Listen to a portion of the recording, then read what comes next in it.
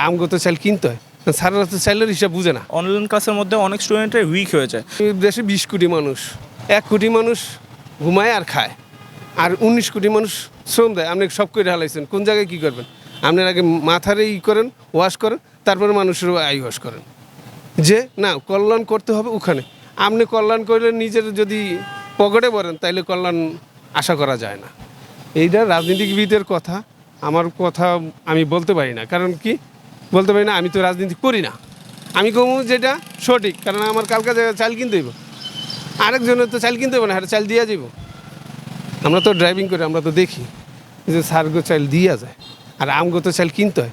সাররা তো চাইলের হিসাব বুঝে না, আর তো কিনতে হয় না। অর্থাৎ যে যেই পার্টি করুক, যে যে ই করুক, সে তার নিয়ন্ত্রণে আনুক যে না আমি মানুষের কল্যাণ করে দিব।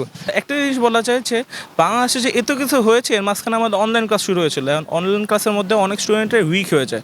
তো এইগুলোর মধ্যে যে ক্লাস ঠিকমতো হয় না, সেটার জন্য অনেকে একটু পিছিয়ে যেতে পারে। কিন্তু এবার দিয়ে পলিটিক্স নিয়ে ওরকম সমস্যা হয় না। নির্বাচন আপনার পিসফুলিও করা যায়, মানে মারামারি কাটাকাটি ছাড়া নর্মালি। কিন্তু এইগুলোর জন্য যদি বাকিদের পড়াশোনায় সমস্যা না হয়, যেমন যারা স্কুলে যাচ্ছে স্কুলে যাবে, ভার্সিটি যাচ্ছে ভার্সিটি যাবে, যারা নির্বাচন যেতে নির্বাচন যাবে তাদের ইচ্ছা মতো।